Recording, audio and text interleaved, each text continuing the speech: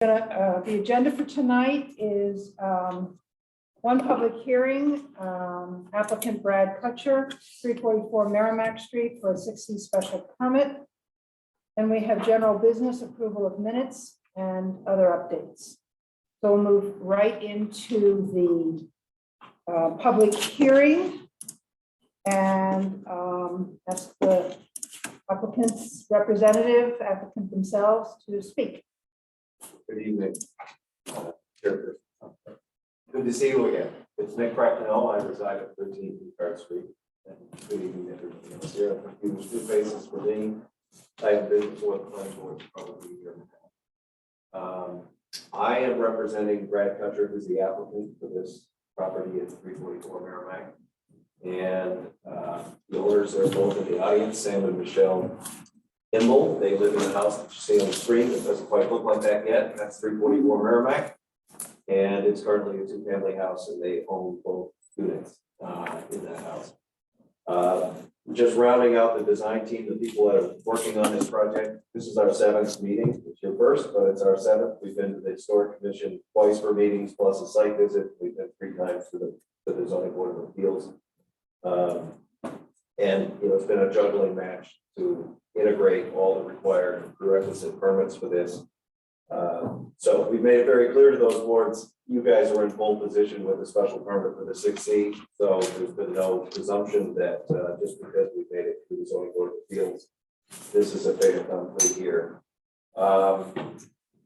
We've got Paul Gagliardi and the owners have an attorney both working on the preservation restriction. We submitted a draft to the Historic Commission. We did the site visit. They gave us some feedback on that draft. We're making changes to the draft, and we're incorporating the feedback that we received from the site walk with the Historic Commission and the 3 members, 3 of the Newburyport Preservation Trust that were in attendance. We came up with a revised restoration plan, and we're incorporating all those elements into the preservation restriction and going back before the commission, I believe, next Thursday. So we understand this is an opening of a public hearing. We expect that this would get continued because we haven't completed the process yet at the Historic Commission. So with that, I think the only other people on the design team are Howard Snyder's done the landscape plan. John Hargraves has done the civil engineering, and Scott Brown's done the architect. So let's just quickly go through. There's a bunch of slides here. I'll go very quickly. That's the introduction. We've already done that. Next, please. So we're here for the 6C to put 2 single families on 1 lot, convert that existing 2-family structure back into a single family, and do it in a manner of which it brings back a lot of the lost character that it suffered from in the last 50 to 75 years with a whole host of non-contributing elements that have been altered on that structure. We're obviously under the 6C proposing to convert that to a single and constructing a new single-family structure on the rear of the lot. You'll see where that's positioned. You've probably reviewed this already, but there's some images of the site in this presentation. And obviously we're making a series of both on and outside improvements, utility-wise, sewer, water, and gas along Merrimack Court, continuing what was done at 342. Next door, when they did the 6C, they brought the utilities to the entrance of Courier Landing and that new house just to the right at the back of this that came through this process. We're going to extend all those utilities, not just to the proposed house on the back, but also to the homeowner at the end of Union Place, which we discovered is on a supposedly a lead water line that comes all the way from Merrimack Street down to Union Place. It's a dedicated line that's ancient, and if it truly is lead, it needs to be replaced. And that structure at the end of Union Place, the bottom of that street on the left, also is on the septic, which we weren't aware of. So we're going to tie that in should we get approvals here to the city septic system, sewer system. All right, and obviously the affordable housing payment happens to be about $40,000. That's the $20 per square feet. It's about a 2,000 square foot house. It might be $500 to $1,000 less than that because the house is somewhere between 1,900 and 2,000 square feet. So that's why we're here. So the design challenges that we've dealt with in the process thus far was how to convert that house without adding any additions to the rear of the house and removing some of the as many non-contributing elements as we can, and restoring the character defining elements that are on that structure, in particular the central chimney, the windows. There are no less than 13 vinyl windows on the unit on the corner. So we're replacing all of those with an appropriate window that's acceptable to not only the trust but the historic commission. A big issue for the neighbors that we discovered going through this process is they really didn't want to see any access off of Merrimack Court. The existing driveway, as you probably all know, is behind this structure on Union Place. It's centralized where both units come in. It's fairly wide, and about 6 cars fit in that area behind the house. We want to split it up so it's not so consolidated. But we want the driveway off Union Place to the second house, and the neighbors were really hoping, and we achieved it to the best degree we could, that the house would move away from Merrimack Court at the bottom. We slid the house up after having a site visit with the neighbors and a couple of conversations with the zoning board of appeals. We moved that house 22 feet up from where we were originally going to place it, towards the bottom of Union Place, and you'll see that in the revised site plan. We're obviously looking to respect privacy. It's a big part of the challenge of a 6C and inserting a new structure into an existing traditional neighborhood. So that's another reason we moved that house around in the space to minimize privacy impacts to any of the direct abutters. And we obviously want to sort of complete this neighborhood. Our feeling was the 6C improved at 242 turned out fantastically down on Merrimack Court. I mean, I think that house is really well placed. It's well designed. I think it fits really well. The neighbors seem to like it, and we want to make sure we add to that to sort of complete this couplet of streets that goes around that triangular island. This is pretty much is the last developable area on this little neighborhood. We want to create that edge and reinforce the edge of Union Place and Merrimack Court. It's not that far away. It's about a 55-foot setback from Merrimack Court where we landed. We're obviously looking to add equity to everybody here. This is about making a bigger pie and sharing the proceeds, so everybody is in a better position at the end of this project. The folks on Merrimack Street have a much better house to look at. The owners, Sam and Michelle, are staying in the house. This is not a developer-driven project. Sam and Michelle approached me about 1.5 years ago. This is the longest project I've ever worked on for one house. I'm here 18 months later still talking about it. But they approached me through a reference to do a 6C, and they didn't have a builder. So I helped them develop an RFQ to find one. I've got a number of clients. We went out to at least a half dozen clients, and then we did interviews on 3 people because they're going to live in that house. They're going to partner with that person. And they chose Brad to do the project. They chose him because of his prior experience, but also the style and the quality of construction of the house that Brad's proposing for the back of this lot. Brad will also be responsible for doing the restoration work on this house. I've come to learn he's also going to do the restoration on 242 because it hasn't occurred yet. And he's just contracting with the abutter to do what was obligated to be done under that 6C. So it was really a team approach, but that turned 6 months. And then we started the design process, doing the survey, putting the plan together. And by the time we filed in the fall of last year, we didn't realize that the code had changed in April to require the 15,000 square feet, which in the WMB is the minimum lot area for a 2-family. And that led us down to the zoning board of appeals. We didn't realize that zoning amendment had even been written, let alone passed, but that's on us. So we had to go to the zoning board. That's why we started there, to go through those 3 meetings and arrive here tonight after going to the historic commission. So we think this is really about neighborhood revitalization and continuing what's already been clearly going on down here in this small, intimate, and very interesting and attractive neighborhood. Next, please. So the context, for those of you that don't know it, it's in the WMD, the Waterfront Green District.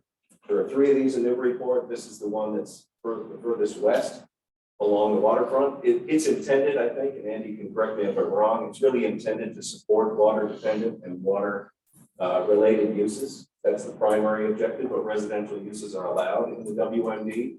The dimensional controls are a little bit different along the water, generally a lower, shorter building. 25 feet is the maximum building height, I believe. And then the R2 you see in the north end, just across the road on Merrimack Street in yellow. Next. So land use pattern, that little couplet. We identified 24 structures that are on both sides of sort of between the boatyard, the intersection of Merrimack Court and Merrimack Street, and both sides of Merrimack and Merrimack Court.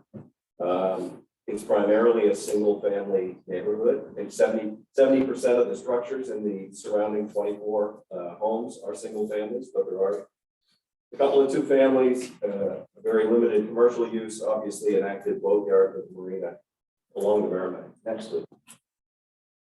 I just went through that. That's what they're, if you look at the mind map, that's the lot. We'll go through the existing conditions. Number 24 is 344 Merrimack Street. Next, please. A whole variety of architectural styles. Most of the buildings in this neighborhood are built in the 19th century, but there are some newer homes, including the one that was just built on number 6 there next door at 342 Merrimack. And then you have Courier's Landing, obviously the new multifamily going down towards the riverfront. Next, please. So when we look at this lot, next, please. There's the existing house, quite different than the first image.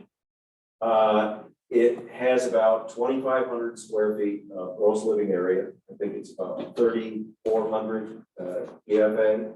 It's not a big house. It's got a lot of sprawling additions that have been added to the original house. And the unit that Sam and Michelle reside in, which is unit 1, is about 1,500 square feet, where the smaller unit on the left that they recently purchased is 1,000 square feet. So when they merged these units into one and removed the second kitchen, the idea is they've got a 2,500 square foot home, which is not a big house, and it's commensurate with the neighborhood. Next, please. So the existing conditions, see the house at the top, the 2-family, they've got a little yard on the side, there's a patio, there's an accessory building. I don't have a pointer, but I'm just going to move around there. There's a dilapidated shed structure that we are removing and replacing with grass. That's the third arrow on the bottom. Thanks, Andy. There's a mature elm tree that's hugely understated on this existing conditions plan. It's got a really great canopy. It's probably 40 to 50 feet across, and it's right along the property line, but on Sam and Michelle's property. We're preserving that and protecting it during construction should we get there. The open lawn is sort of the lower end of the lot. And then the access and driveway to what's there now with the 2-family is that big wide curb cut with, again, space for 3 cars to be tandemly parked in that space. Next, please. So it's about a 14,000 square foot lot. It's a unique and irregularly shaped lot because it's so narrow and goes all the way down to Merrimack Court. It actually has about 300, if you add those 3 numbers, it's about 375 linear feet of frontage on the 3 streets. The actual zoning frontage is on Union Place because it's the longest run, which made us need a rear yard variance because the rear yard is actually against the neighbor at 342 because of Union Place being the front lot line. Even though for the first 200 years of that house being there, clearly the front was Merrimack Street and the rear was behind the house. So what else is on there? It's in a condominium already, so it's not a 2-family. It's a condominiumized 2-family. So there are 2 units. They would get changed obviously with this project, and the second unit would be relocated on the same lot to the new house should we be successful. The nonconformities, for what it's worth, are typical here. The front yard setback is nonconforming in the WSB. Only about a foot actually on Union Place, and the rear yard and side is also nonconforming. We are not proposing to take down any parts of the existing house, just that shed in behind the accessory building. Okay, next please. So in December through February, we went through 3 meetings with the Zoning Board of Appeals. They were very productive conversations. Their primary issues from the neighborhood side were finding out exactly where this thing was. So we staked it out and had a neighborhood site visit so everybody could get a feel of where we intended to put the structure when we filed with the Zoning Board in November. We subsequently moved it as a result of the feedback. There was concern about losing water views from some of the abutting structures, even though they didn't have easement rights across this property. There was concern about the house being too low on Merrimack and taking away some seasonal water views of the river. There were concerns about sight lines, traffic, access, parking, both for the project, but during construction, how deliveries would work, where the layaway zone would be. There were a lot of concerns expressed by the folks on Merrimack Court in relation to 342 being constructed, where there wasn't a lot of room for that builder to be able to park contractor vehicles and navigate deliveries and all kinds of things. It's a smaller lot with a smaller space than what we're proposing, that being 342 Merrimack next door. So it was important for the people at the bottom of the street that we try and move away as much as we could from being on Merrimack Court right next to that house. And the folks that bought that house, which are fantastic, they obviously didn't want the house right up against them down on Merrimack Court. So they were also in support of moving further up Union Place in order for their side yard to still remain an open lawn as it is today on 344 Merrimack. I haven't lost you all the numbers. Everybody generally following what I'm saying? Thanks. Okay. So we want to preserve the elm tree. The neighbors wanted that. They wanted appropriately scaled fencing. We added that as a result of the site visit. And we moved the driveway and parking with the house in order to avoid any conflicts with the house on Union Place across the road next to the New England Development Building, which really needs a facelift. So we're hoping that at the end of this, should we build this great house, maybe New England Development will do something with that old dairy building that's sort of a storage building across the road. This from the city side, the board wanted us to really take another pass during the review process of the criteria and findings. They were very curious because the zoning amendment in April, why should they do this after the zoning passed in April? They wanted to get a better sense of how the WMD district looked in respect to hardship and how unique is this lot, looking at the other three areas that are zoned WMD. So we did an analysis of that and brought it back to the board. We also took a second pass at how an addition would work if the house was expanded on the back. How might that work from a permitting perspective, let alone a design? Is it more desirable not to do a 6C and add more to the back of the building? And the end result of that analysis was they and we both felt this was a better approach to not make this building bigger and have more additions scabbed on the back. Especially given the array of public benefits that come with doing this approach. They wanted, there are two sections of Union Place that are paved on Kimball's property. So there was the notion with Public Works of providing them a right of way for the portions of the street that are paved on their property.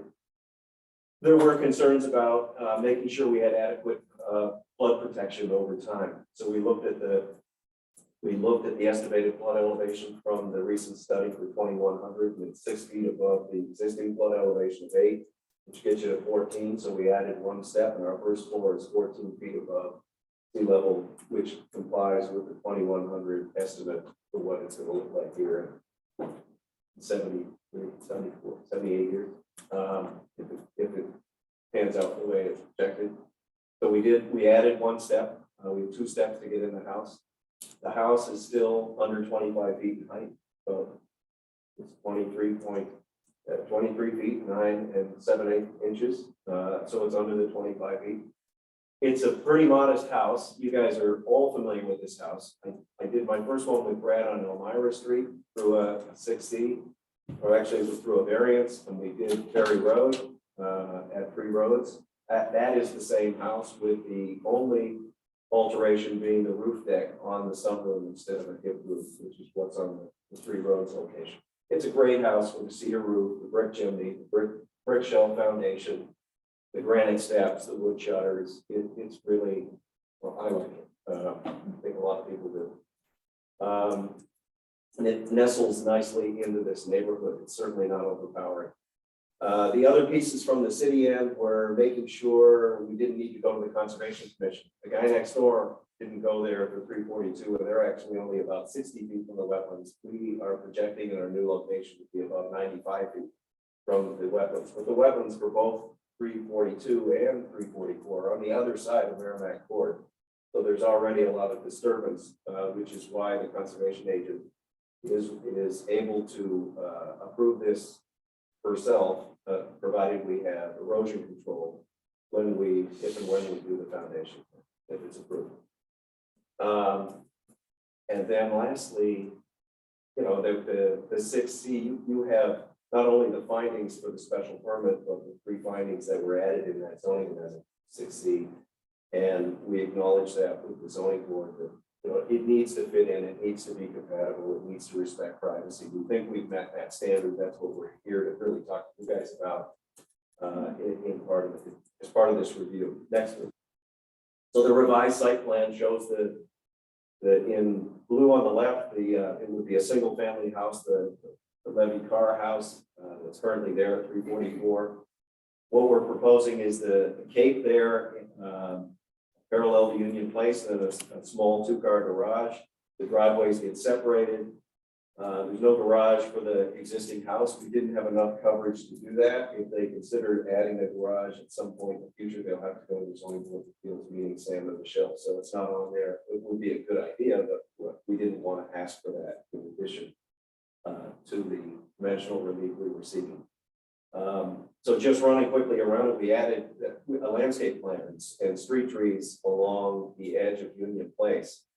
We narrowed the existing driveway. There's no need for 6 cars to go there, so we narrowed it so 2 cars would fit side by side instead of 3. We added the right-of-way easement up on Union Place, shifted the garage and the house, added open space where the shed sits, so we would put a building there. We've added a privacy fence to go along 342 and be consistent with the fence that they installed for 342. And I forget the address at the bottom. Maybe the new house is 7 Merrimack Court. So we're going to actually continue the fence that was built there up to the end of the abutting building there where the arrowhead is. Preserve the elm tree and increase the setback. There's a triangular area there that's a view corridor. We're giving the owner of 342 rather than the new owner of Merrimack. The person in the house there at the bottom of the screen is going to get a new easement from us when we move forward. That will keep that area free from vegetation or anything over 4 feet. And the fences that we're proposing, but no structures would be added in that area. I don't have a pointer, but maybe Andy, we can draw a little triangle. Behind the house, you see that line going straight out there with an arrow to the river. So that whole area there would have a restriction to protect the view of the person up at 342. Okay, next please. So we then went, after getting the dimensional relief for those 2 pieces from the zoning board, we went to the historic commission, presented the project. They definitely had questions about the windows. It's a bit of a hodgepodge. When you look at the house, there are 3 different styles of windows on the front facade, 9/6s over on the right, and we mistakenly thought they might be original. They're actually replacement windows from likely the 60s, 70s. The 2 on the bottom on the right, those are 9/6s. Everything else is 2/1 on the left, even on the bottom, they put 2/1s. They're all vinyl. The 4 on the left and the 1 in the middle under the chimney, those are all vinyl windows. And then where Sam and Michelle live on the right, they're wood windows, but they're old in the second floor, the 2/1s. They're probably 80 to 100 years old. They're not original. This would not have had a 2/1 pattern. So the question and the primary reason for the site visit was to figure out what do we do here and get some input from the Preservation Trust folks as well. So we agreed to put in 9/6s on the bottom because that's what would have been there in 1805. We're putting a wood window. It's simulated divided light. It's a green mount window. It's a high quality window that'll avoid the need for storms, but it's a solid wood window. It'll be painted.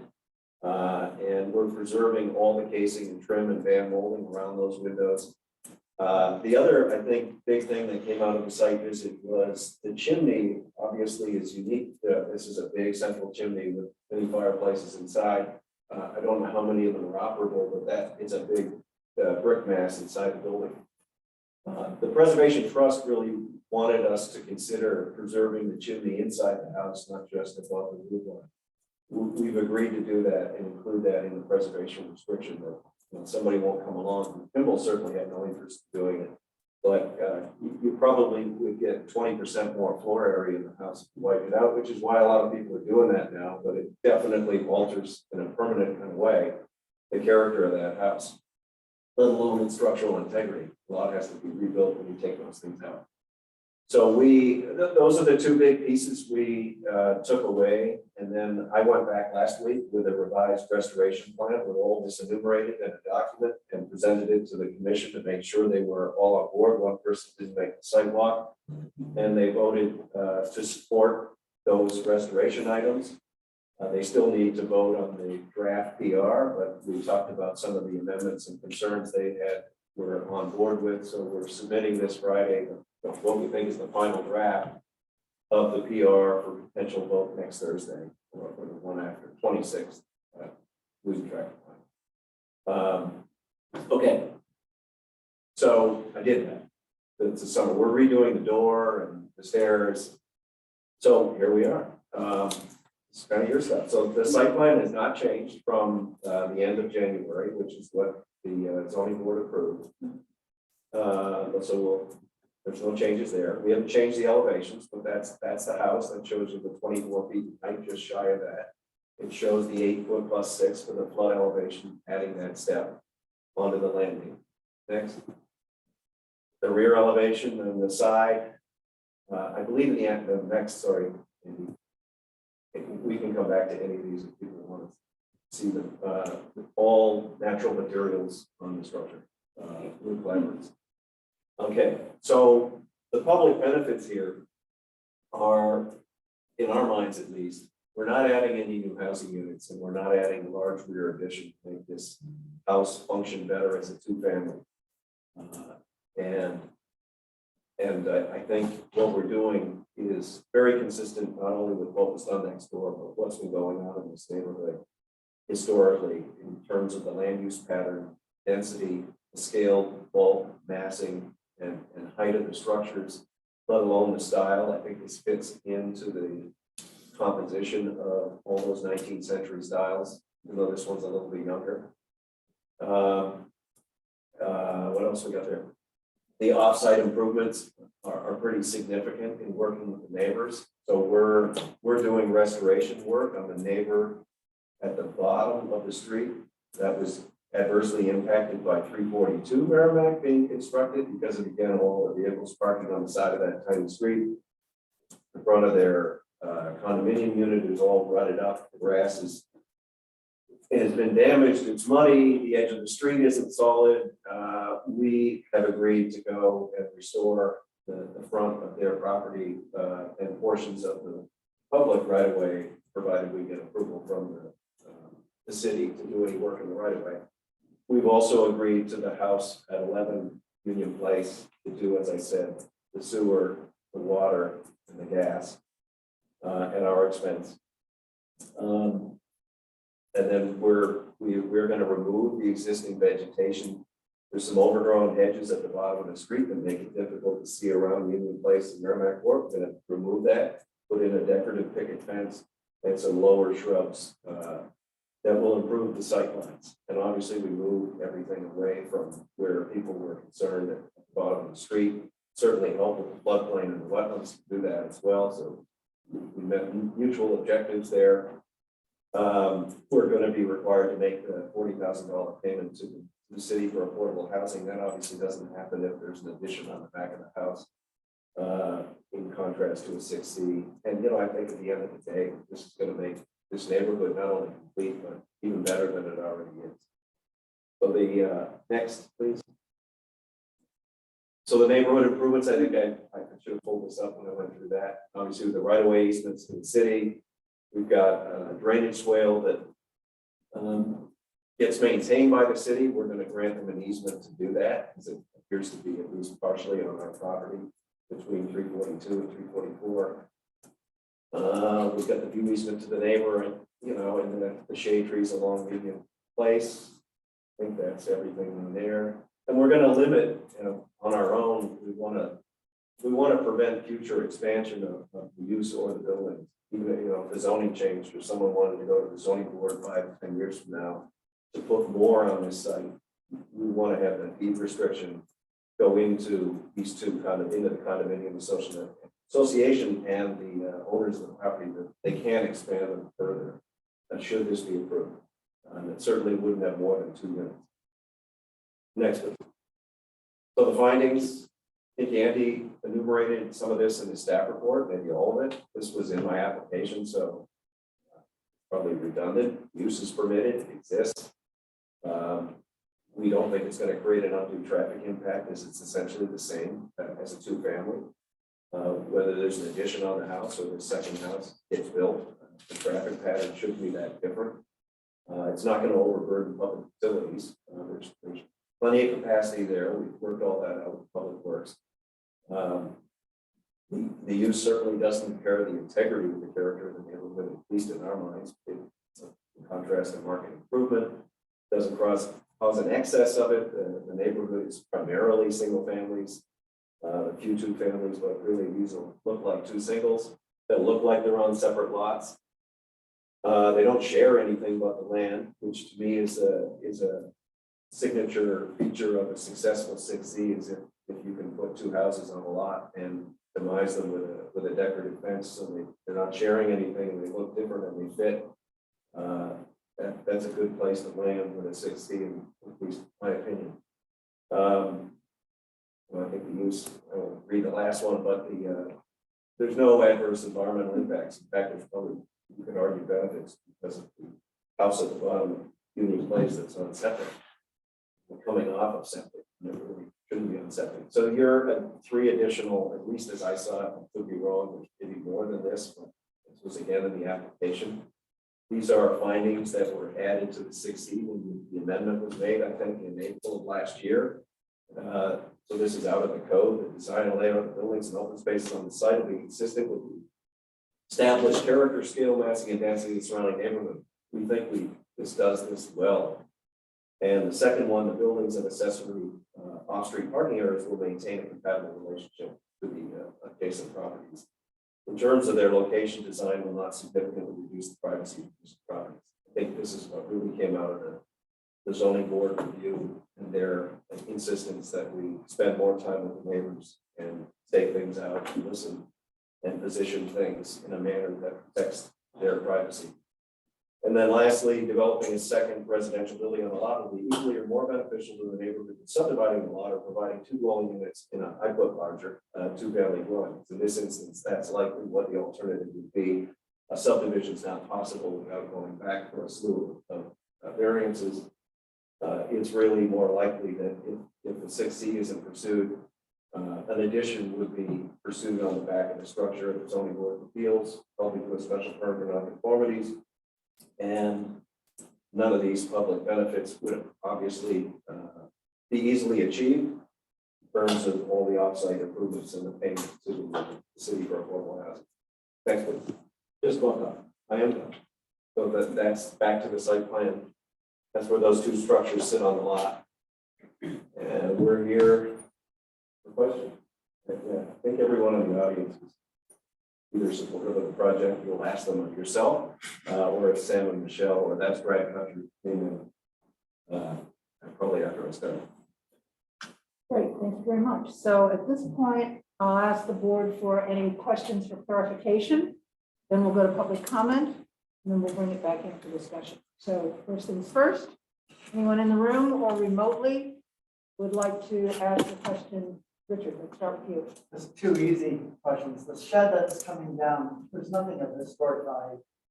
Right, for that particular shed, it's not like an antique carriage house. No, it's not an antique carriage house.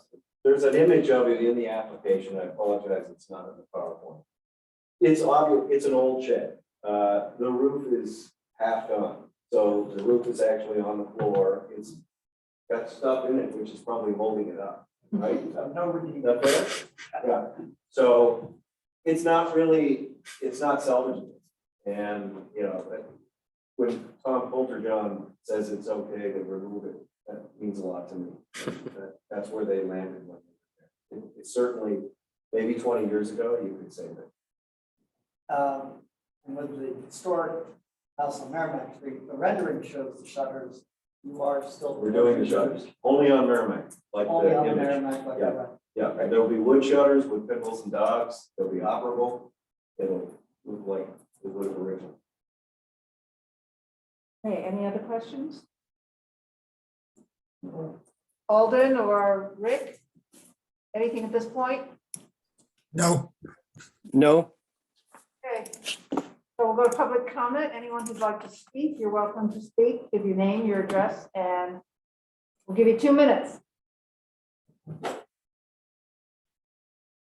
Hi, I'm Sam Kimball. I'm the owners at 344 Merrimack. As you probably know from Nick's presentation, he's been really working hard for us.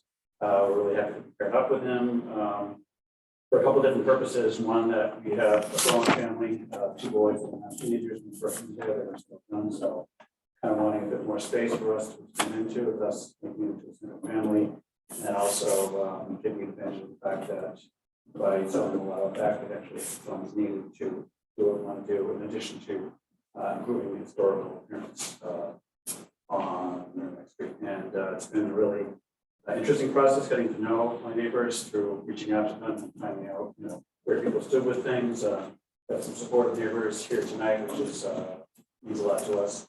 And basically, thank you.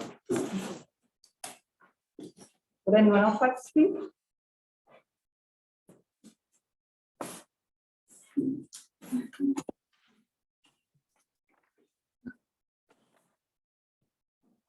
Good evening. My name is Alana Ali Reynolds. I'm the owner of Merrimack Court, and I've known the Kimball's for the 7 years I've lived there, and seen them go through this process, and they've been extremely considerate and thoughtful, fielding any concerns with time and patience, and a real eye for appeasing any concerns that we have. I'm also, selfishly excited about the fact that the unit on 11 Union will have its septic, abated, and that it will be tied into the proper sewage system, just because we're so close to wetlands, and that already is, a major concern for the area. And I just think it's just really good, neighborly for them to actually do something like that to help the neighborhood, even though, they didn't have to. So that's all. Thank you. Sure. My name is Dan Daner. I live at 346 Merrimack, directly across from the place from San Michelle, for 5 years. I have 2 now teenage boys as well. They kind of grew up together over the last 5 years and run around in the streets, play street hockey and basketball. I would comment that Union Place is very light traffic. It's light enough that there's a basketball hoop there, and the boys would run down the street with their skateboards and things. And so I'm in support of it as well. I'm appreciative of their care that they're taking to, include these other improvements. And I think it's a great little neighborhood. It's been a dream of mine to come live in Newburyport. We still live closer to Boston. And when we decided on the house at 346, part of the reason was that kids next door. And we enjoyed knowing them, and I believe that they'll be good stewards of the property. Great. All right, we'll close the public comment section and come back to discussion with the applicant. Obviously, we have to consider the Newburyport Historical Commission's approval of the draft preservation restriction before we can close out this decision. And so you're right, Nick, in saying that we will have to continue this, but if we cover all bases now, it's a real short discussion when we come back, just to give you encouragement for all the work we put into this.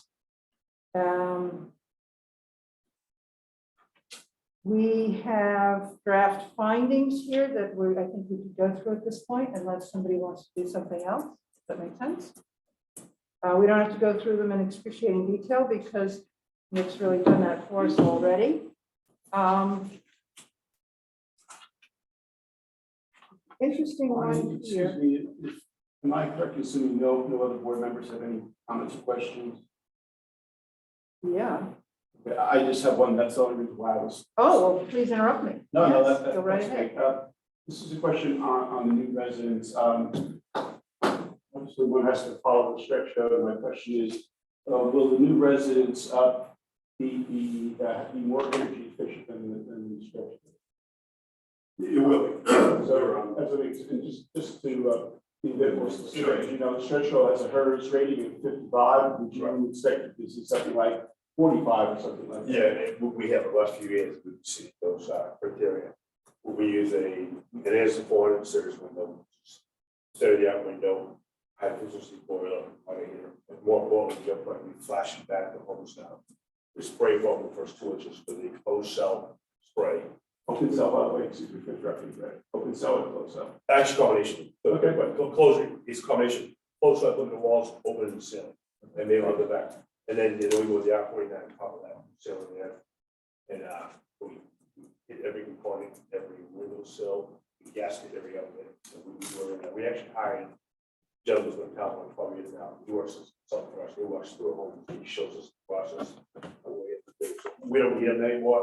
He still comes to bust the home and to certify it. We know the process. We've been written up in a couple of peer articles in the last 4 years. I can show you some of the information we've written. He's used our homes actually this example. So there you go. Even though we're inside, I have to say you are a breath of fresh air. Thank you. Thank you. Can I just add to that for Brad? The Kimbells are awesome, but all these offsite improvements are at Brad's cost. And Brad, through his generosity, has made this thing work with the neighbors, and that's been Brad's tradition. I've worked with him on about 4 of these in Newburyport, so I think it's important to acknowledge he's putting out serious money to make these improvements off the site with many of the neighbors. So. Yes. I sold the budding house that they're referring to, and I do think this is a really nice additive structure to the property size wise, layout. In this neighborhood, I think that they've done a really nice job. This side. Okay, so going into the 60 special permit draft findings in the staff report, you'll see they are listed relating specifically to the variance from the ZBA, and there are 4 of them here. And considering these, something that was brought up in a prep meeting with Rick and Andy and Caitlin was the fact that we might want to, and I'll bring this up to discussion, expand one of these or add to it to emphasize the extreme nature of the zoning board determination here, because they made several variance decisions that affect this property. And for future reference, when this decision may get reference for similar variances.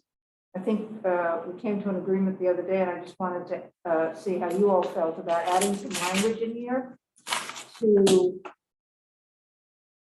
specify how what the hardship was, I guess is the best way to say it. Andy, could you?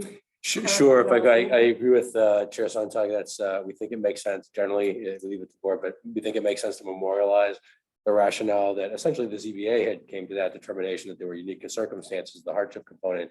But I think importantly, as the chair mentions, mentioning that in the special permit here is helpful because on a go-forward basis, recognizing that the council adopted changes to this particular section of the ordinance last year, that in essence, if other applicants are coming forward and saying, hey, this particular scenario is precedent setting for both the ZBA and the planning board, this just makes it clear why there was a unique situation called out here by the ZBA, and that's been taken into account by the planning board here. So if there's a future reference to this, it's clear that in each instance, the boards, both of them respectively, are going to look at that particular instance on its own merits.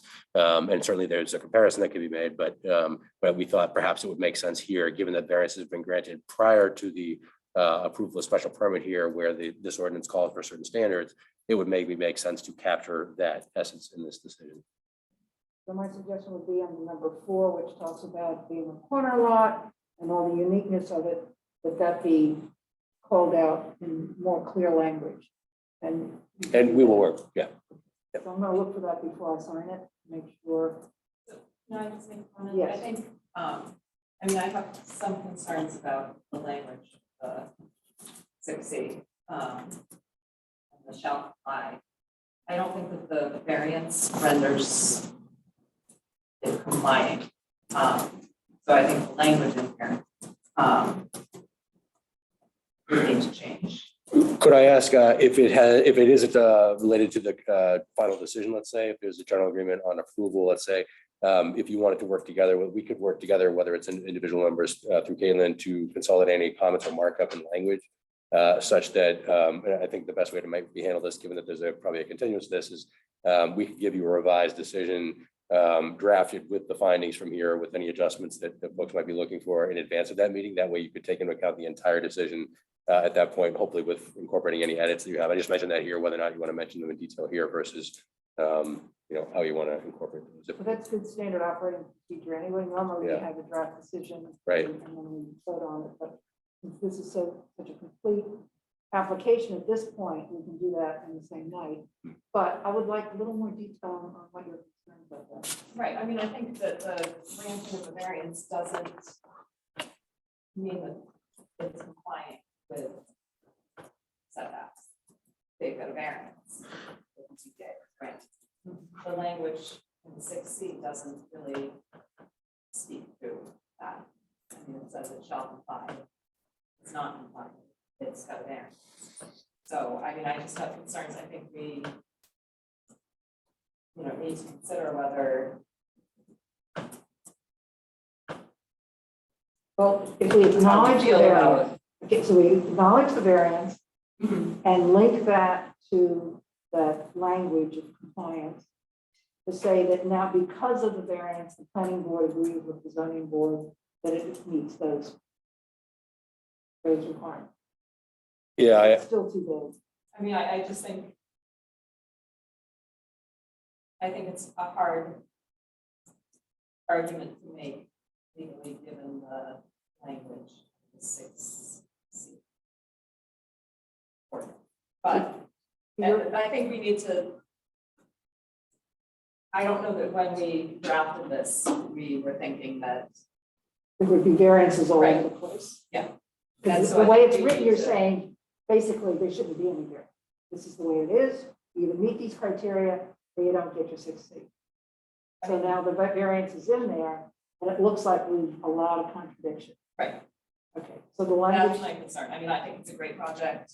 I think it makes sense. so you're not arguing that we should revisit all the Right, setbacks. I'm saying the language. Okay, makes fix it language. difficult. Variance versus 6C language. Be worked out.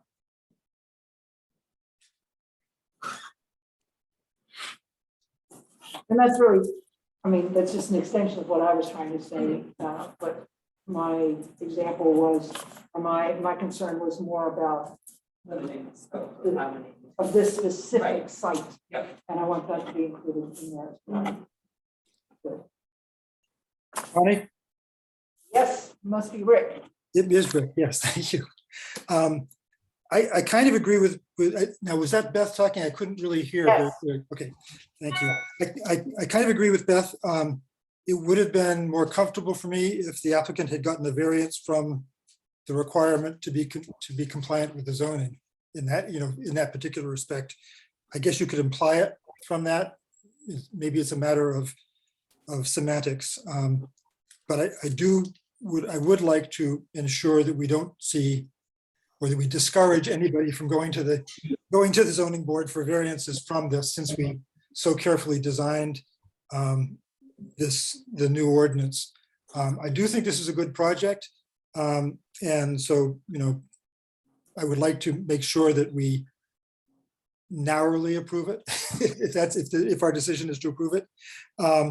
One other change that I would suggest in the findings is with number 2, the statement under number 2, because I don't think we should be referring to the neighboring property.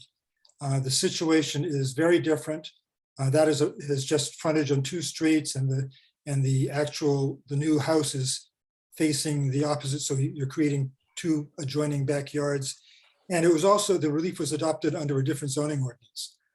So I don't think we should be referring to the neighboring property, the similar relief, or anything like that. I think that statement should somehow be revised, because again, I don't want to start this process of a chain of semi-precedents. One leads to another and so forth. So I would hope we could revise the paragraph under number 2 that begins similar relief, so that we are not tying this property to that property, because as I said, I think they're very different situations, even though they're next door to each other, and they have very different results because of the way the yards work and so forth. Again, I think it's a good project, but I think we really need to narrow down and be very precise on the wording of the findings. All right, I'm looking for that and I'm having trouble finding it. Why? Which section are you under? Findings number 2. General special permit findings? It's on. So I'm looking at, actually, maybe I'm looking at the wrong document. I guess I'm looking at the zoning. I have to find the right document now. I apologize for that. Looking at the wrong place. Well, maybe it's not in the maybe it's not in the staff report. Maybe it's just in the zoning board provisions. I just want to make sure that we're not tying this in any way to similarity to the abutting property. If I could, I think what we'll do is for the office, we will make note of that concern, review the decision as we're doing that, just make sure that particular issue is not in the language that comes back in your draft for the next meeting. Thank you. Okay.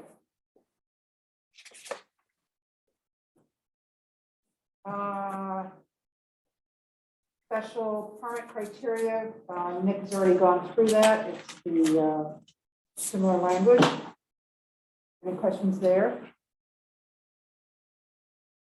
And then general special permit draft findings. If there's anything more specific in the applicant's presentation, I'll be looking to enhance any of these findings. Understood. Because these were made more generically, and I like them to be as specific as possible to this application. So I've got a note specifically on 6, 7, and 8, requested the integrity of the character of the neighborhood, not causing any excess use in that use, and the proposed use is in harmony. It's not the same whole idea of making sure it fits, and there can be a little more specific language there. All right, the really important part, draft special conditions. Let's make sure these are what we want them to be. 1, first section of 6C, no further subdivision of this lot shall be permitted, and Nick spoke to that, but we also agree. There will be a contribution of $20 per square foot. I'd like to have as close to the actual square footage and dollar amount. So it's approximately 1,900 square feet, and it comes to about $38,000. And I think that those 2 figures should be included in there. Yes. Mr. Bonnie, if I'm not mistaken, the $20 we're trying to be at exactly, I'm not sure where the baseline is, but I believe the $28 per foot is also escalated for CPI in the ordinance. That's correct, Don. And actually, I think in essence, what we had talked about was having that sort of boilerplate language like we do with the sidewalks and trees ordinance. I know the ZBA deals with that provision more, but a provision that constantly comes up where we're basically saying at the time of board approval, based on the square footage, which as the chair noted, can be added to this section to make it clear what the estimate is right now. That payment with including the escalation needs to be paid at the time of the building permit so that there isn't this concern that hasn't been complied with, but also takes into account the current estimation doesn't necessarily account for the fee that's paid at the time of, for the escalation. I Let's guess say. it was something comparable where it says this is equal to $20, because it's equal to or equal to $20 and as adjusted for the ordinance or something like that, which if someone does, it's equal to, it seems to be pretty absolute. Okay.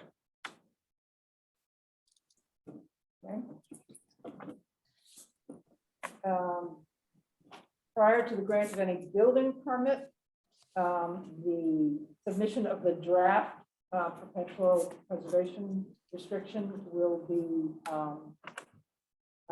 presented. All construction work and building permits related shall comply with stipulations identified in the special conditions of 4 below. And 4 is then prior to grant of an occupancy permit, the applicant will have a final fully executed and recorded preservation restriction reference for approval. And then prior to the grant of any occupancy permit, there should be a completion of the restoration work on the existing building. Is there any problem with that, with the applicant? This is The occupancy permit for the new structure. building, new structure is only allowed after complete restoration work of the existing. Now, I don't what know. I heard was, they would benefit from selling that unit and then be able to use the money to do the restoration work. Correct. So is there a problem here with But that? I'm gonna turn around and ask, but what I think I presented to the historic commission to that question was that we'd like to have within a year of approval to complete the restoration work. And have a date certain, rather than tie it to the occupancy permit of the new structure. But if Brad doesn't have an issue, given he's likely doing both jobs, tying it to the occupancy permit of the new structure, so otherwise. Yeah, my other comment, I mean, I'm fine with that, I'm fine with that. It's just, I haven't awarded the job yet, so, but we're awarded the job, certainly. So, Well, this is actually a question for the owners. Yeah. Correct. Because they're the ones that have to finance your work. You can do it anytime you want, but they gotta pay You're you, right. right? But you have to have the ability to do it in the same time. That's the most important. You don't see an issue if you come to agreement. Sorry, I'm saying. Yeah. So, Okay, so it's We'll two go with that. issues. One is financing it, but the other one you're speaking to is physically being able to do the two at the same time. Right. And we're okay with that? Is that the bottom line here, or do you want the 1 year? I mean, I know Brad does not get out of contract with the Pibbles. Maybe because of that, it's better to have 1 year from approval rather than tie it to his occupancy permit, because they have a contract for him to build a new house. I'm sorry, I'm turning around. That's okay. I know it's hard to work in. Yeah. So I think we can finalize this at the next meeting. We gotta think it through amongst ourselves, but I think as a placeholder, if we have the restoration work done within a year of issuance of any building permit related to the property, that's probably sufficient. The guy next door is well past that and hasn't done the work in some agitation, as I understand it. Guess why we have this in here? Yeah, exactly. Exactly. Yeah. So I think a year is better than 2.5, which is what's likely gonna happen next door by the time it's done. So if Okay, we well- can do that as a placeholder, Okay. we'll come back next week and we can tie them two together because they have an agreement, we're willing to do that. Chair, can I speak to that for a second? Yes, please. So recognizing I'm not having any objection to the project, just recognizing from the experience that we've had over the years, we obviously look at our experience with enforcement of conditions what developers are doing in response to the permits they've been issued, whether or not they're complying with conditions. Obviously, there are some things that slip through the cracks, and the developers are being chased around to respond to issues. I've not seen that with Nick, and I've not seen that with Brad, to be clear. But it just, the reason why we had provided draft language in that format was because working with the zoning administrator, what we were trying to do is parse out the fact that there needs to be something that is a threshold that after the board's done with this process, the board will be done after this hearing with the decision. There's no need necessarily to come back unless something's being changed. The staff then have something to use to make sure your own decision is being complied with. And so for our purposes, that typically goes to the building permit being issued or the occupancy permit being granted. Once occupancy permits are granted, there's not a whole lot of leverage other than, quote unquote, chasing around the developer. So this is the reason why we tried to come up with breaking down the pieces of when is the final draft in good form required, when is, and going to the ordinance as well, when is that required, when is the execution of that on record to be required, and then when is any physical work to be done. If we don't have triggers that are tying back to something that staff can rely upon, it's pointing to by X years or 2 years out is a little bit more nebulous than saying you just don't get an occupancy permit on the new structure. So just to be clear, that's the reason why we tried to structure it that way, is it allows a greater leverage to make sure something gets done for parties that in our experience have sometimes not been. That's a great response. I think it makes total sense that you've got to have leverage to get this done. Sure. So why don't we, as a placeholder, reframe what I just said in respect to Andy's well-articulated argument to not have this thing dangle out there with no leverage. We will agree to have it completed at the issuance of the occupancy permit for the new house. And if for some reason we're not ready, we'll post surety, which gives the city protection. We'll post some form of surety at your discretion to finish the project within a reasonable amount of time. It takes another 4 months. We post a bond or we provide some surety, just like anybody would in the site plan or subdivision, to complete things, and you have leverage. So that's acceptable to us as a backstop.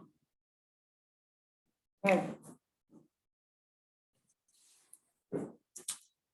And an additional special condition was suggested by Rick with relationship to tree maintenance along Union Place. Rick, would you like to discuss that, please? Sure. Well, it actually is a combination of what is in the generic boilerplate condition for the tree and sidewalk ordinance. And I think that it's not a really big issue because the zoning board decision, as I understand it, requires the 4 trees that are shown on the colored site plan. I'd like to make sure that plan is included, the colored site plan is included in our decision, as well as the black and white plan that doesn't include any landscaping. But I would like to include a version of the boilerplate tree and sidewalk condition with the modification, the same modification that we used on Hancock Street, because the boilerplate condition, which is the tree and sidewalk ordinance, requires street trees. And in this case, the trees are being provided on private property, which is fine because of the narrowness of Union Place. But I would like to use the type of similar language that we used for Hancock Street, and this is somewhat what it says, just for reference. Easement for tree maintenance along Union Place, consistent with the applicable provisions of sections 2B 46A, XH6Q, and XH7B10 of the Newburyport zoning ordinance. The applicant shall include in the condominium documents for both dwellings an easement to allow the Department of Public Services to access and maintain the proposed trees along Union Place, since they will not be placed in the existing public right-of-way. Said provision shall be reviewed and approved by the Director of Planning and Development, and proof of proper recording shall be provided to the zoning administrator prior to the issuance of any certificate of occupancy. And the reason for this is, I'm sure that the owners of these properties are going to take great care of the trees because it's on their property and so forth. But we would want to have a backstop, as using Nick's words, to say what happens if it isn't done. And we want to have the ability to fix a problem if there is a problem with a dead tree or dangerous branch or something like that. So this would just give the city the ability to address any deficiency with the trees, assuming that the owner would actually do it first. You don't have any problem with putting that language in there? Okay, then we'll add that in as the sixth special condition.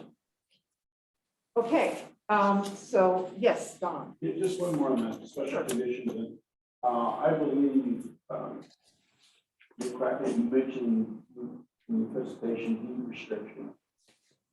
And if they're putting forth deed restrictions, should this not be in the special finding? That's the deed restriction for the. They'd be restricted to single family usage. We just add that in the finding. Yeah. Sorry, could you clarify for restriction, what specific aspect of restriction we're referring to? Well, I guess me, if it's going to be something they're providing, that should be a condition, not a finding. Or maybe I. No, actually, what's number one? It says no further subdivision of this lot shall be permitted. But so I guess, but my question is that different to me? Just no further subdivision is a bit different than saying there's going to be deed. No further subdivision means you don't have to file a deed restriction with Southern Essex County Court or the law. When you put a deed restriction, you do. So that to me is different. Well, you could just add to this to be memorialized in a deed restriction. Whatever, all. There'll be no additional offering condominium units created. That's not really a subdivision. Do you want to add to the condition just that there be a deed restriction that provides for same and? Okay. Okay. Just add that in there. That's okay with you. I misspoke, it wasn't a finding. I knew I'd seen it, but it's actually a condition. We were building on that. All right, so as I mentioned, we want to wait for the final approval of the preservation restriction by the Historical Commission. So I would like to have a motion to continue this application hearing. I'm going to suggest June 15th because we have a full agenda on June 1st. It's just 2 weeks out, but we can do it, as I said, quite quickly and have all the language worked out in the decision.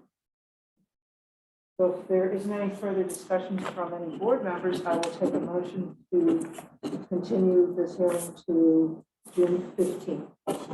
Yeah, Don, thank you. Second. Okay, Richard, I'm going to call roll. Alden, Yes. Beth, Bob, Yes. Jamie, Yes. Heather, Yes. Rick, Yes, Don, Yes. Richard, Yes. Bonnie, yes. So we'll see you on the, Thank you very much. thank you. Thank you.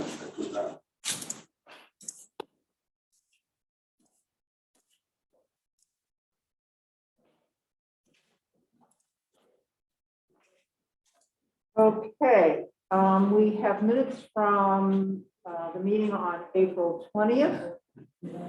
Reviewed quite a while ago, but I don't remember anything that was particularly egregious in it, just minor edits. But still, we need a motion for approval of amended minutes for April 20th. May I have a motion?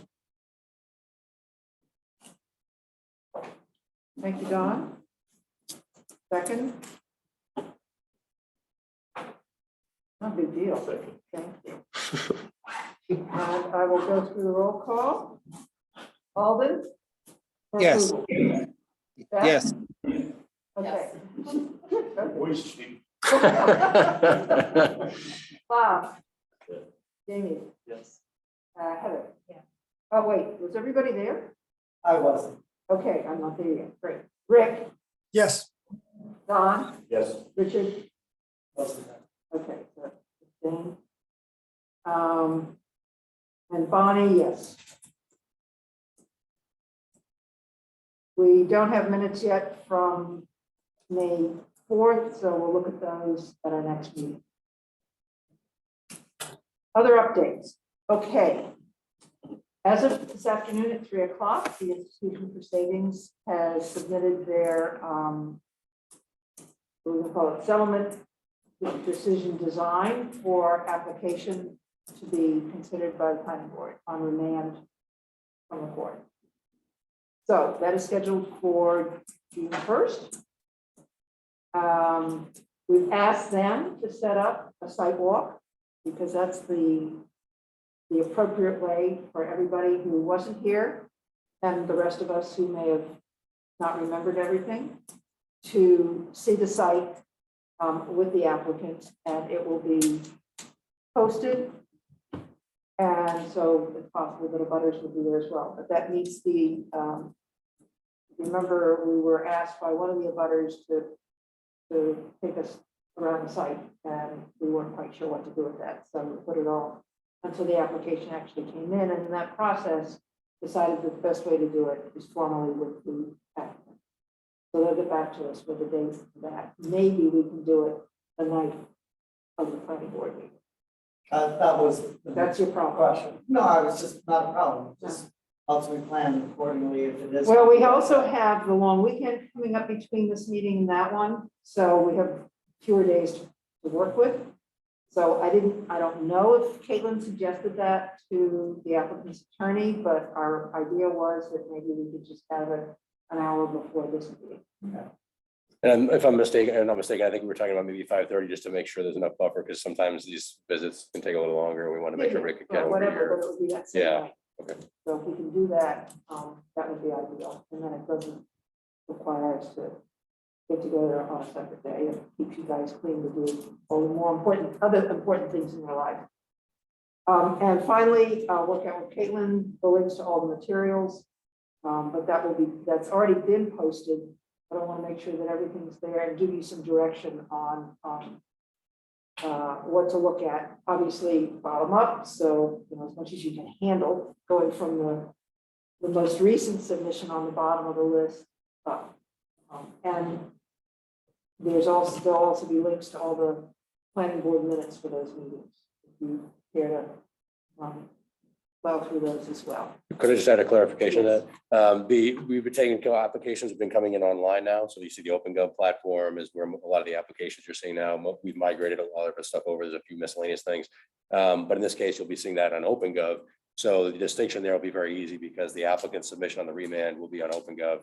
All the other material from the prior rounds of discussion that the chair had referenced for your reference, if you want to go back and see any comparison of prior discussion, that would be on the city's website, that link there. So it'd be very easy to, not confuse yourself between the new stuff and the old stuff, which is, we just want to make sure because there is a lot of material. Isn't it everything that we ever considered on the city website? That's correct. However, the material that's on this remand is specifically on the OpenGov online application platform. So just because, on the website previously, you might have seen in prior years, you would have seen a listing of documents and we would have said, this is the most recent stuff at the top or the bottom, right? What we're doing now is because the applications are taken on the OpenGov platform, all of the new material from the bank on remand is on OpenGov. All the old material will be on the website, and we'll provide that information. If you can't find it already, we'll provide that link in the staff report, but just, it'll be very clear for you because that'll prevent any confusion anyway. It's already on OpenGov, the new stuff coming in, everything old is accessible on the website via that link on a separate page. Yeah, but there's a lot there and people might want it before they get the staff report. That's right. And I had talked with Kayla about getting that out in advance because 1 week isn't sufficient time maybe to look at all that. So I'm going to talk to Caitlin tomorrow about getting what we've been talking about, the two different sources of material clarified, explained to you in an email so you can go to it at your leisure over the next 2 weeks. Right. Sorry, Chair, I initiated an email with you and Diane and Caitlin on that particular issue earlier today. I've seen. Yeah, okay. That's good. Follow up on that. So any questions about that application? I just one question, are all the prior materials part of the record for this hearing? So in other words, is there an expectation that we've read all of it? Yeah, no, that I think is a great question. There isn't the, certainly I think maybe from the applicants, but there isn't necessarily the expectation that you've reviewed all of that there. However, I think I want to speak for the chair, but I think we're probably in agreement on this, that it makes a lot of sense for the board to be familiar with that prior context, even though the applicant isn't saying, in addition to our application on remand here, here's all the old stuff. I think that's part of the reason, and I think, or our assumption was that to make it clear that you can, and you are taking all that into account, regardless of where you end up on the remand piece, because that is relevant content, that it makes sense for us to refer that in the staff report, for that to be mentioned in one way or another at the initial public hearing at which the remand is presented, that, it's taken into account here is the old information, prior to the remand. I think that makes a lot of sense here, just because absent that reference to the original materials, which is not coming from the applicant per se, it makes a little awkward there for the discussion and the dialogue or any decision that's issued to take that fully in context. I feel like to the point you raised, it's not like the applicant is coming back and saying, here's all the prior submissions we gave you. So. But I mean, I haven't seen any materials yet, but is the new application will be a complete application? Correct. Yeah. I would start with that and work backwards. Right. So whatever you see in that piques your interest, I don't know if they're going to do a comparison with the most recent design. I would assume they would, the one that we turned down. And so that would be the next back step to go to. And then from that, if you're curious, we can go to some of the discussions during on the minutes, that kind of thing. And the minutes, written minutes and recording will be available. Yeah, Don. I haven't looked at the new material, but if the new material doesn't have the previous decision bias, it would probably be worthwhile for new board members to understand how the board voted for what, or how they did it. If there's some rationale for that, and then you can determine in your own mind what's changed, if anything. Sure, I very much agree, Don, and we will I'll make sure that that's not only posted to the site, but also include the staff report, because that's, to your point, that's exactly where you're coming from. The starting gate is, what was the original decision? Now we got the remand. So yeah, agree completely. And the benefit of the new members to point us in the right direction, hyperlinks, things of that nature. Correct, yeah. Yeah, we've tried to, and if you feel like we're missing anywhere, let us know. We're trying to put hyperlinks in everything so that you don't have to worry about getting to things quickly. You can go right from the staff report to everything. So the idea there is Kayla will keep trying to plug in the hyperlink to, this is the old stuff, here's the new application, here's a section of the ordinance, here's the case. In some cases, we call it a specific document and the link there. So the original decision, key one. So. Is there any chance, now that we know that's the only thing on that night, to get that staff report out, I don't know, by early next week? I definitely think that is the case. We can certainly do that if. I want to get the simple links document to you tomorrow. Yeah. So you can, look around on your own. But the staff report with direction and sort of what you've been talking about. Yeah, I would concur. I think that's a good idea. If you could do it by next Wednesday, it would be really great. We'll do. And then it's done. Your long weekend is okay, ours is okay. We come back and we go into this thing, 2 days later. And you've all got reading material for. Yeah, we'll do. So, staff report by next Wednesday. Whatever it is. Okay. Waterfront West. Do you want to just show people, or have you already shared that with everybody, your draft models? They only showed the Bob and Dom's nearby, so he saw it as well, but I've created, we talked about creating a SketchUp model. So I a little faster than I expected. I used to use it professionally, I don't anymore, so kind of use this as an opportunity to relearn SketchUp. And I went actually pretty fast because I used information that was online through the Merrimack Valley GIS system. So it went pretty quickly. So, I mean, this is accurate horizontally, a little estimated vertically, unless there's a really good repository of all the building rates. But I think it's reasonably close vertically as well. This could certainly answer some of the basic questions. I do fear a model of this schematic nature can also sometimes be misleading or interpreted incorrectly. So I think there are pros and cons to this kind of model. Like it can answer, can you see the steeple if a 5-story building is here? It can answer that kind of question, but it can't give you any sense of character. So to the extent anyone thinks this is useful, we can continue working with this. I would offer this, for use. This is my volunteer time to put this together, but only if you think it's useful. And so I'd love to know what people think. So these are 3 screenshots of the model rotating around. You can literally plant yourself on any specific point and see what the view looks there. To take this to another level, to get more detail, like windows, and brick, and that kind of stuff, would be an exponentially larger amount of time and beyond my skill set to do. But if this level of kind of schematic nature would be useful, I'd be happy to continue working on it. And lastly, Andy did give me the Union Studio work, which is really just focused on the central waterfront. So it stops basically at, the Black Cow. So I started from scratch. It was easier than trying to figure out how to integrate this. So I think that's the backstory of, I can stop if it's not going to be useful, or we can keep going. One thing I will also say is I'm not that proficient at doing this live, like moving things in real time in a meeting form. I'm not that good at it. Better if we hire maybe something to do that. But it could like get comments at a meeting and then go back and make some changes and then show it at a future meeting. That'd probably be a more viable way to continue making that. It's just based on my skill set. That's great, thank you. And one of the things I'm thinking about, being totally ignorant of any of this stuff, as a neophyte, I see it as a way for us to see ourselves what different configurations, height, and massing would look like, but not necessarily taking it so that we can come up with the zoning dimensions and requirements and so on, and not showing it to anybody else. I mean, unless there are people in the audience who come in while we're having these discussions. But to your point, I think it would help us visualize it, like what we were talking about on the site today. And then either give it to somebody to make it a little more realistic, or say, that's it, it's done its job. And this is what we've come up with, and here's the draft zoning.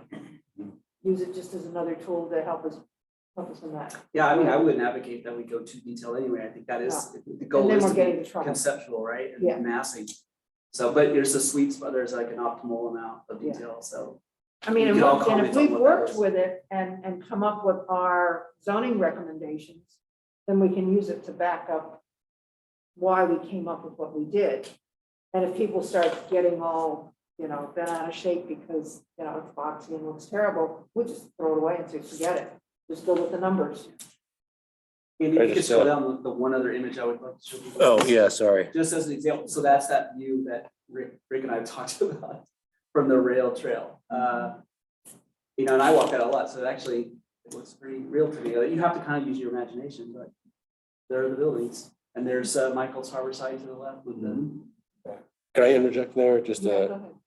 because this is some discussion was had the last time NED was here about whether or not we do our own model. We weren't able to get their model, so toggling around and looking at different perspectives was an issue. This is fantastic. It's like just parallel to what Union Studio had done with the central waterfront. So it's great to be able to show this kind of context. They didn't, as to your point, extend this far along. The waterfront, I think, per the discussion that we had previously here and prior years, I had assumed that a model like this might be a massing, like a wire mesh modeling like this. It's massing, it's not detailed, like you said, it's very costly, takes a lot of time, isn't the level of detail we necessarily need to get to answer the massing or height questions. But I was assuming that this model might have something where you can see almost where he's got the different levels. You can almost toggle all those on and off, right, during a meeting. So you could have that discussion and sort of figure out where that is.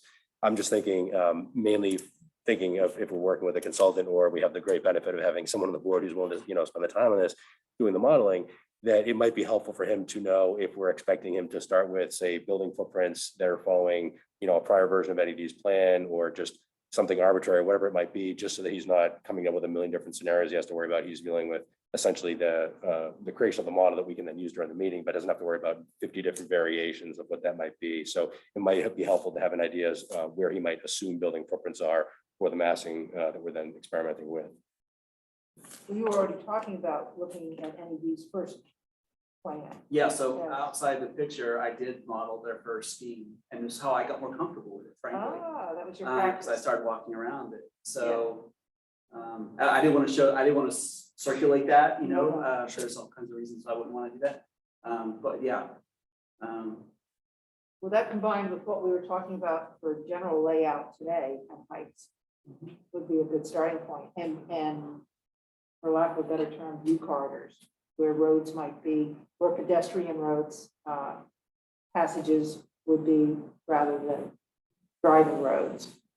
And you may know, but in case you don't, you can do a more orthogonal section drawing like some of the ones we've seen with lines showing different elevations. So we could create that kind of drawing from this model too. So we could show like.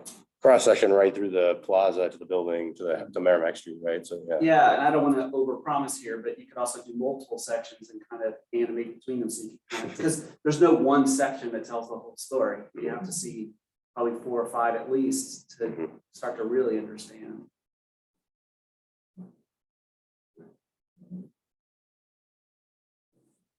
Great, yeah. So do you have enough information to move forward with something that's a little more realistic? Or not more, but I mean, this is current existing situation, but to come up with a scenario for our discussion purposes from today. And we also, yeah, well, those are, yeah, I don't know what I'm asking because I don't know what you mean. So What do we have to do a now? comment on that. And Yes. maybe, let's say we have a working session, and we talked earlier, we'll take something right along Merrimack Street. One point, we said, well, let's have something parallel to Merrimack Street, then we said had 2 buildings, whether it's 4 or 5 stories, we can figure that later, perpendicular or whatever. Is that something, if we said there, that you could, in 5 minutes as an example, put that up there, or does it take, you can't necessarily in real time interact, so how would that look? Okay, all right, all of us agree that we should have them perpendicular. That's not necessarily. And that was what I was concerned about, is that like raising heights of buildings and lowering different sections might be easier to toggle on and off if they're created like the tabs that Union Studio did, view A, B, C, and D. But creating a new building footprint on the fly or moving pieces around like that might be harder. That's right. Yeah. Pretty, okay. Well, there's one way that could make it easier. So I'll throw this out there just as the brainstorming thing, because it also has pros and cons, is I could model the prior to submissions. And we could talk about, because it's more like editing than it is, modeling clay from scratch. Like it'd be a lot easier to have something as a starting point and like move that, push it up, push it down, than to, otherwise I would be the designer. Yeah. And I don't think that's appropriate. I would go off the 2019 plan myself. Pull out and put in what we visually see would work. So I can do that between now and the next meeting and show you a progress report, Yeah. Again, about the next meeting, I think that will not be on Zoom, and I don't think we should try to do anything else. It's going to be a very long meeting. Even better. I want it to be on Zoom for 2 reasons. One is, again, the increasing rate of infection. I just don't think it's good to have a room full of people, which we will, and all of us here. And secondly, from a meeting management point of view, it's easier to manage on Zoom, quite honestly. And I don't care what they say about, having access. I think people are pretty used to it. And given the technology, I guess that's the third piece, the unpredictability of our technology. And just using the last meeting as an example, it's just so awkward in here to have people speaking and having the applicant there and the back and forth on something that big and complex. That I just think they've been on Zoom for all but maybe 2 of their meetings, so that's nothing unusual for them. So all things considered, I'd like the June 1st meeting to be on Zoom. We may have to carry that over to the 15th. If we do that meeting, I'll have to be on Zoom, I think, because it will still have a lot of people here. And that's what's driving the decision. All those others are secondary reasons. So tentatively for the 15th, that it may get put off if we can't be in person. Or we can have, can't have 2 different meetings. We have to put it off to July. I hate to do that because I do want to move as quickly as we can on it, but constraints are constraints. Can I just make a comment? I mean, I understand, the larger volume of people and concerns. I feel like if we say, okay, when the institution comes up, we're going to go back to Zoom. And then, you know, once the institution's done, come back to in person. I think that could be a source of, you know, people questioning what we're doing. They could see it that You know, I way. get it. I'm I think I making get it, it. I'm I'm just making it a saying. health decision. Right. But I'm saying, you know, And I if just- we feel like we should be on Zoom because we rise the number of cases, maybe we should go back to Zoom more than just the institution. Okay. That's just my thought. Like, I wouldn't want somebody to say we're being unfair and cutting out the public for, you know, I know Zoom is fine and, but, you know, for this case, we're treating it differently with other cases. I think if we feel like we should be on Zoom, then we should be on Zoom For the duration. consistently, you know, until there's a change other than. Yeah. From a perception. Okay, so, can we can we have a work session on Zoom with this modeling technology? Easy. Yeah, share my screen. It'd actually be easier than trying to. Yeah, right, like, hey, Andy, move it there, no, move it there. Yeah, it doesn't require all this setup. It would be hard to point though. I mean, you can't walk right up to it and say. You know, Yeah, right. No, but There's some limitations. there are actually annotate tools. Yeah, you can draw things on the screen where each member would be able to do that if you were trying to identify something. So just to let you know, I can walk through this with folks, but while you're during the meeting, if you wanted to as a member, because you're a panelist, you could use the annotate bar to just call something out, right? So. That is actually. All right, we're going back on Zoom for lots of different reasons, until we're not on it, until we agree as a board that we were ready to come back in person. How's that? Any other updates? No, I think, I guess it's probably worth mentioning that short-term rental units did not get adopted by the council. My working assumption at this point is that we'll end up re-advertising another public hearing because it was required because the timeframe has expired for them to act on from the last public hearing. I'm happy to answer questions, but there wasn't consensus over the terms of the short-term rental unit regulation, including, I guess in particular, it seemed like there wasn't a agreement on having some sort of an amnesty provision for existing operators to allow them to continue, essentially, provided there aren't issues in the neighborhood, for instance, that they could continue on, even though they may not meet some of the criteria in the ordinance. And some of that pertain to site criteria, but some of it are in context, but some of it pertain to whether or not they were a resident of Newburyport or actually lived on the premises. So I guess my hope is that the councils will get together again and come up with something that works, and we'll be able to get something on the books, but regardless of what that is. There's been a lot of debate over this because there's a lot of complexity that's been added to this type of regulation, and a lot of debate to be had about each particular. So there will probably be another public hearing, I guess. There'll probably be another public hearing that we'll have to have to vet another version, another draft. Probably not a whole lot different than the last one, other than I would say this amnesty provision seems to be the more likely thing to change or be added if there's going to be an attempt for a 2/3 council vote. But that's just context. We'll probably have a meeting. Clarify, is the amnesty issue with the council only around investor-owned properties, or is it all pre-existing registered with the state? Three types of owner-occupied. Yeah, it really comes down to the negotiation between counselors. I think that the concern that I have heard is from those who are advocating for an amnesty provision. It seems like that goes to having everybody who was or properly registered with the state, so actually paying, through the state as of whatever date that is. Maybe it's the date of the advertisement, the hearing, maybe it's last year, maybe it's with the coming advertisement, whatever it is, whatever date that is. If they've been registered with the state as of that date, that's the trigger for them to be able to go forward. I'm not sure whether or not there'll be agreement on that particular framework, but I think that that's the working assumption for having some sort of amnesty provision is you have to at least have been registered with the state as sort of a baseline that seems to be consistent amongst the discussions that have been happening.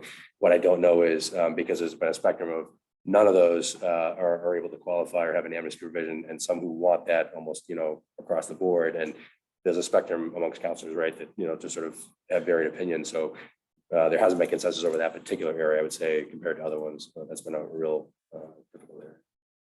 Well, it sounds like a total change if it's going to be amnesty for any kind of short-term rental. It's a total different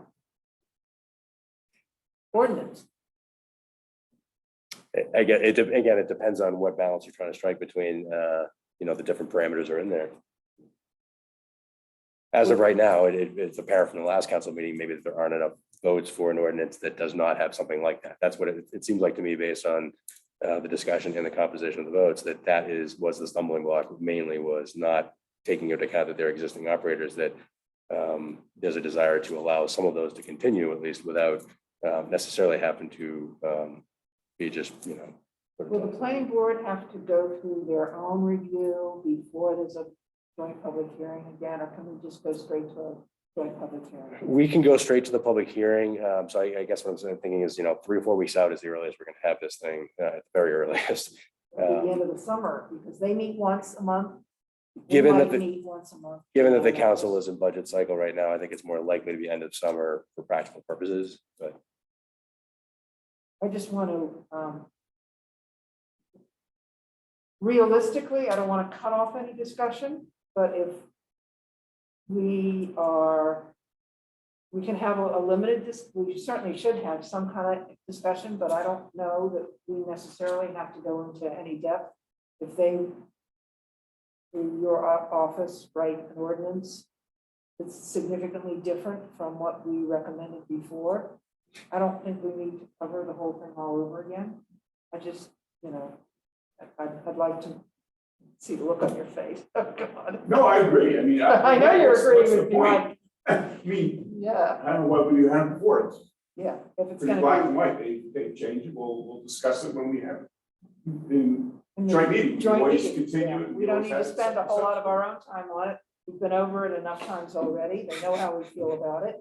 If they want to change it, we'll look at that one night here and then and if they're, see what everybody is thinking, just so that we're talk to each other before we get into the joint meeting. But I just, that's where I'm starting from anyway. I'm certainly open to having more discussion based on what they come up with. But that's what Andy said is what they're basically looking at. That wasn't something that the majority of us had supported. That's okay. We're here to recommend.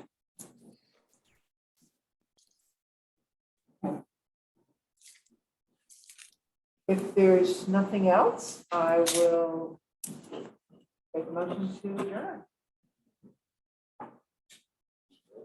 Bob, second. Don, and I will call roll. Alden, Yes. Beth, Bob, Jamie, Yes. Heather, Rick, Yes. Don, Yes. Yes. Bonnie, yes. Thank you all very much. We are adjourned. Can I take a picture of each one? I'll forget. Take a screenshot. have a good night. Yeah. Night. Uh,